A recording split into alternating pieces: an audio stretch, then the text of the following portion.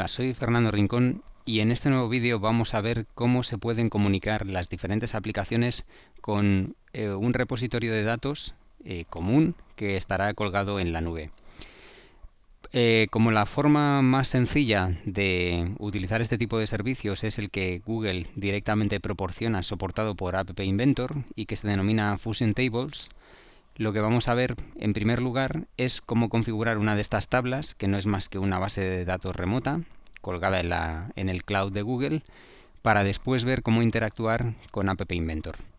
Bueno, lo primero que tendremos que hacer es acceder al servicio de Google que nos va a proporcionar acceso a estas tablas colocadas en la nube. El servicio en cuestión lo encontraremos en console.developers.google.com /projects, aunque bueno, la dirección se expande una vez que hemos entrado. Y aquí lo que vamos a hacer es crear un nuevo proyecto. Este nuevo proyecto, pues por ejemplo, llamado tabla remota,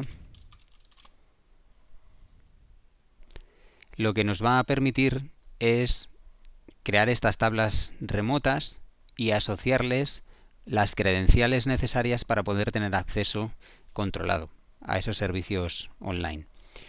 Como vemos, una vez creado el proyecto se ofrece la posibilidad de seleccionar distintas APIs que no son más que servicios proporcionados por Google, y de este el que nos interesa es en la categoría otras APIs populares, el de Fusion Tables. Una vez seleccionado el servicio, muy importante, debemos habilitarlo, para lo cual pincharemos en este botón y con eso ya tenemos la API habilitada, es decir, podríamos crear ya nuestras tablas, pero como veis en la notificación, primero hay que crear las credenciales necesarias para hacerlo. Aquí se plantean dos alternativas, o bien lo que se denominan acceso a datos de usuario con OAuth, o la interacción de servidor a servidor. En nuestro caso utilizaremos esta segunda opción porque lo que va a hacer es generarnos un fichero de claves. Este fichero lo subiremos en nuestra aplicación de App Inventor y cada vez que queramos interactuar con la tabla, automáticamente pues se leerán las credenciales del fichero sin incordiarnos. Mientras que de la otra forma, lo que tendríamos que hacer es dar un consentimiento explícito de usuario cada vez que quisiéramos usar el servicio, lo cual es bastante farragoso para este tipo de interacción automática. Es decir, que lo que haremos es acceder a la pestaña de credenciales y crear las credenciales, pero como una cuenta de servicio. El tipo clave que vamos a generar será un archivo P12 y la cuenta de servicio, pues el primero que hay, el App Engine, que no es más que el motor de servicios de la nube de Google. Crearemos este fichero y lo almacenaremos en nuestro sistema de archivos. Muy importante saber dónde lo hemos guardado, qué nombre tiene y qué contraseña tiene la clave privada, porque este archivo será el que tengamos que subir posteriormente a nuestra aplicación de App Inventor. Bueno, y una vez que está creada la cuenta de servicio, lo que haremos es pasar a crear la tabla propiamente dicha. Pero antes, porque esto será un paso que tengamos que hacer con la tabla, vamos a fijarnos en este dato de aquí. Asociado a esta credencial que hemos creado, habrá un correo electrónico, que no es nuestro correo de la cuenta de Google, sino que es uno específico para esta tabla. Este correo electrónico es el que vamos a utilizar en la interacción con la tabla. Así que cuando creemos la tabla, una de las cosas que habrá que hacer es darle permiso de acceso a este correo electrónico. Pues el siguiente paso consistirá en la creación de la tabla propiamente dicha, porque hasta ahora lo que hemos hecho ha sido habilitar esa posibilidad y generar la credencial para su uso.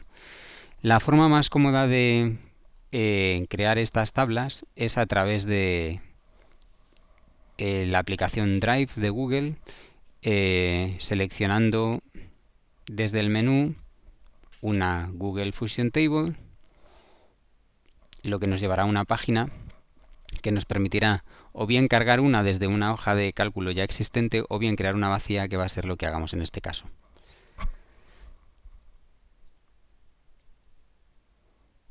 Bueno, esta sería mi tabla y por defecto dispone de una serie de campos.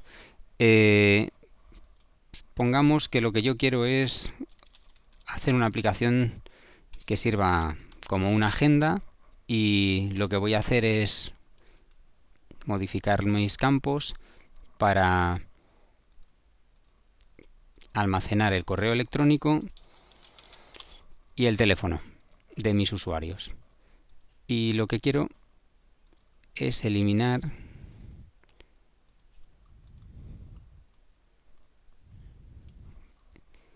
vamos a eliminar las dos columnas sobrantes desde Edit, cambiar columnas y eliminaré la ubicación y la fecha.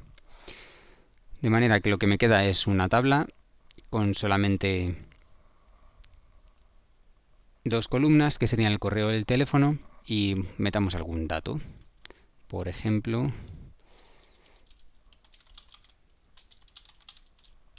un correo electrónico y un teléfono.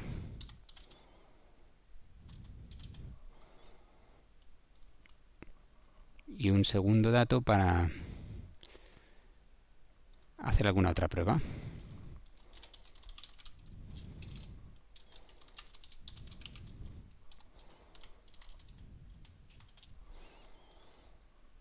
Vale, con esto habría creado mi tabla, he introducido una información inicial y ya cerraremos la tabla y lo que haremos a partir de ahora es trabajar con la aplicación de App Inventor.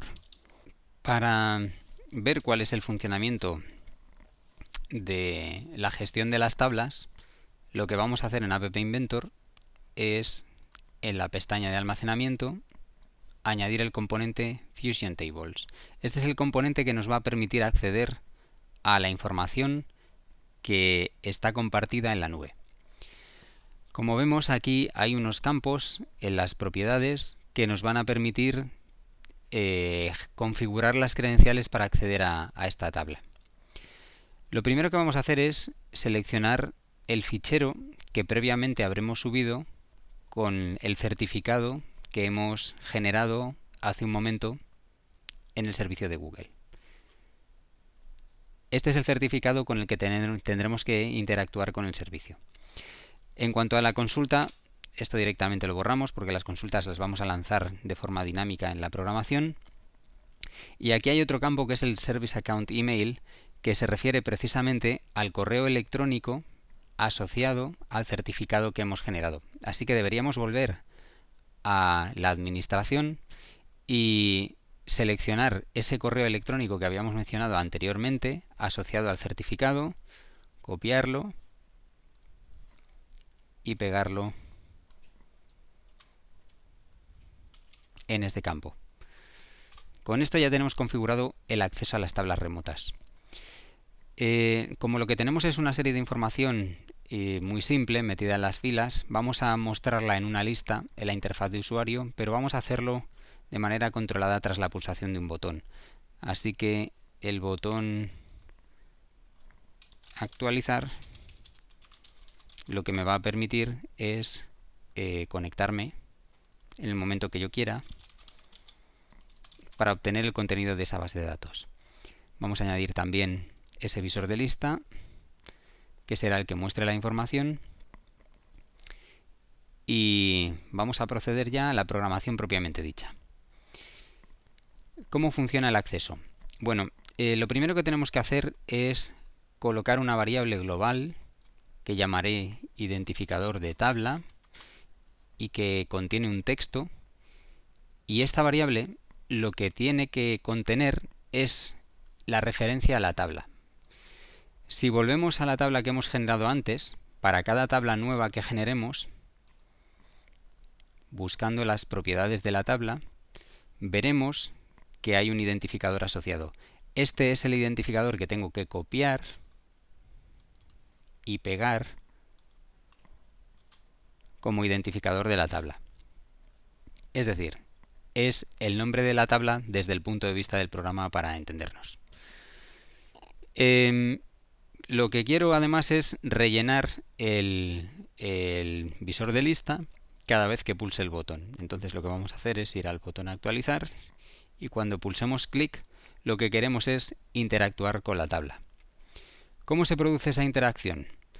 Bueno, pues las tablas o las bases de datos normalmente se interrogan a partir de un lenguaje de programación que se denomina SQL. El objetivo de este tutorial ni mucho menos es hacer una introducción al SQL ni explicar cómo funciona, pero como para poder interactuar de manera sencilla basta con un par de comandos muy simples, pues lo que haremos es directamente indicar cuáles son y nada más.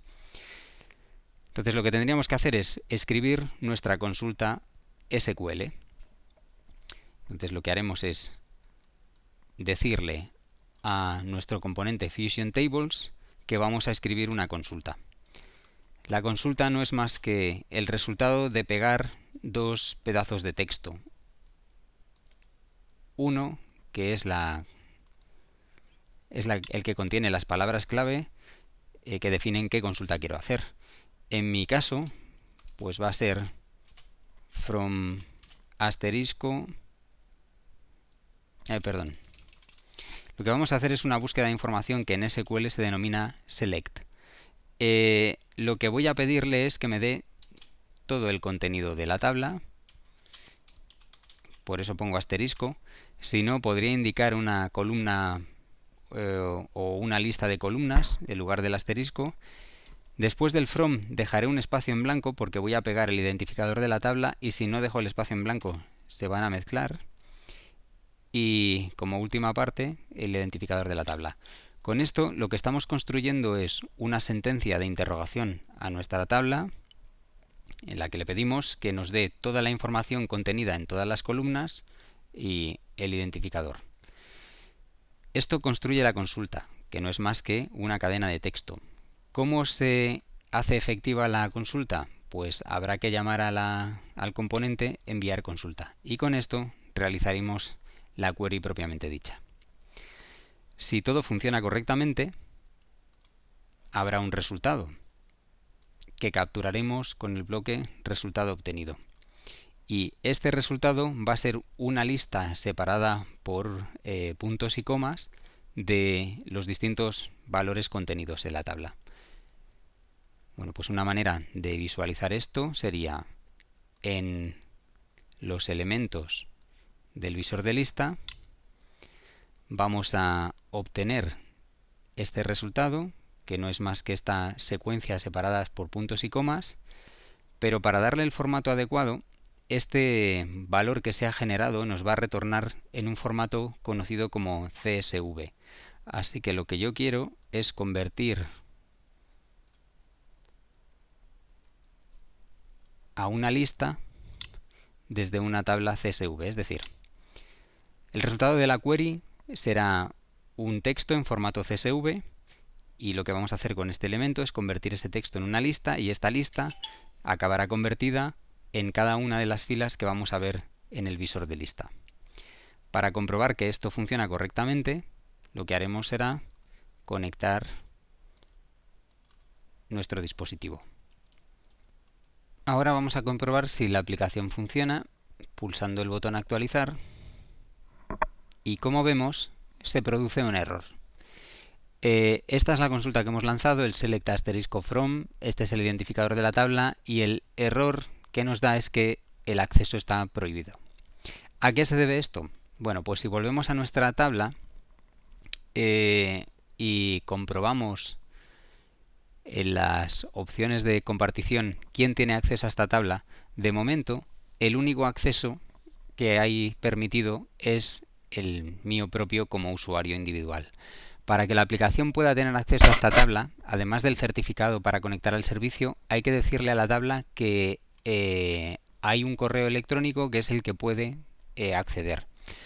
El correo electrónico, como hemos visto antes, es el que está asociado a nuestra cuenta, a nuestra credencial creada, que además es el mismo que hemos introducido como parte de la aplicación. Así que lo que haríamos sería añadir este correo, desactivaremos la notificación, porque no tiene sentido mandar un mensaje, y ahora en principio este correo electrónico sí tiene acceso a esta tabla. Para comprobar que esto funciona correctamente, repetiremos nuestra consulta y aquí podemos ver el resultado. Bueno, lo que vemos es el contenido de las diferentes filas que había en la tabla. Como se puede apreciar, la primera fila se corresponde con las leyendas de cada una de las columnas, correo y teléfono, mientras que después contendría los datos asociados a cada una de las entradas. El problema que se nos presenta aquí es que la visualización incluye precisamente la fila de la leyenda de las columnas, cosa que no nos interesa. Así que lo primero que vamos a tratar de hacer es eliminar esta fila. ¿Cómo podemos hacer eso? Bueno, como el contenido que nos devuelve la consulta es una lista de listas y por eso aparecen estos paréntesis, lo que tenemos que hacer es manipular esa lista y quitarle el primer elemento. Eso es lo que vamos a hacer, pero como luego con el contenido vamos a jugar para más cosas, lo que haremos ya es almacenarlo en una variable global. Llamaremos contenido, lo voy a inicializar como una lista vacía y lo que haré es que al recoger el resultado, el contenido pasará a ser esta lista generada por la consulta. Y de esta lista quiero eliminar un elemento, así que buscaré el bloque para hacer las eliminaciones. Mi lista será esta de aquí, luego al contenido, y el índice, el elemento que voy a eliminar, pues será el primero de ellos, el número 1.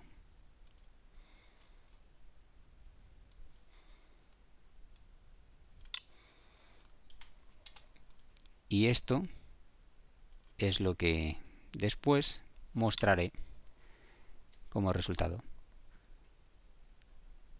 Así que como podemos ver ahora no aparece la cabecera porque hemos eliminado el primer elemento de la lista. Bueno, para darle un poco más de utilidad a la aplicación, lo que vamos a hacer es que al seleccionar cualquiera de los dos elementos, se nos muestre el teléfono asociado a ese elemento, solamente el teléfono. Para eso lo que podemos es seleccionar de visor de lista el bloque después de selección y lo que vamos a hacer con este bloque es que una vez que hayamos pinchado en esta selección, con el índice iremos a la entrada correspondiente y de esa entrada seleccionaremos la segunda parte que es el teléfono. Es decir, que lo que me interesa es obtener del visor de lista el índice de la selección.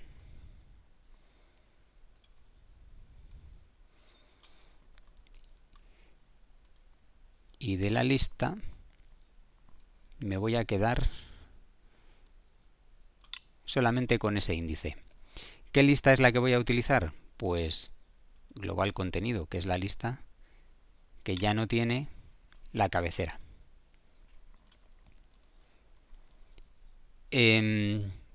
Bueno, este elemento de la lista, para estar seguros de que funciona de alguna manera o es correcto, lo vamos a asociar a una etiqueta que vamos a colocar aquí debajo.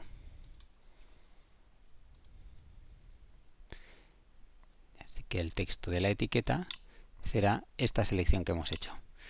Así que vamos a ver si realmente lo que aparece es la entrada correspondiente. Como vemos, si pulsamos en la primera, pues aquí tenemos la entrada de la lista correspondiente. Lo que pasa es que de esta lista solamente me interesa el número de teléfono. ¿Cómo puedo filtrar esa parte? Bueno, este elemento, o sea, lo que hemos obtenido como resultado de esto, vuelve a ser una lista. Así que lo que tendría que hacer es de nuevo seleccionar de esta lista obtenida un índice. ¿Cuál de ellos? Pues el primero sería el correo electrónico, luego tendría que ser el número 2.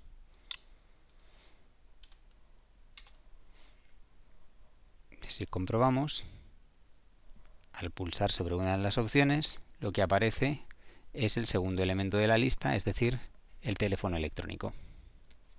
El tener acceso a las tablas remotas con permisos de edición abre muchísimas posibilidades, no solamente la posibilidad de poder visualizar en la lista el contenido de la tabla. Se podría también insertar registros, actualizar información, etcétera, etcétera. Lo que pasa es que para ello es necesario conocer cuáles son esas consultas que hay que lanzar en el lenguaje SQL. El mecanismo es muy simple, se construye la consulta como una cadena de texto y se indica el ID de la tabla. Si buscáis en Internet existen multitud de tutoriales sobre el uso básico de SQL y en nuestro caso hemos utilizado la consulta, que es el comando select, y es la que sirve para extraer información, pero podría perfectamente insertarse o borrarse información, para lo cual pues existe muchas eh, páginas con contenidos similares donde se detalla la manera de hacerlo y que no son objeto de este tutorial.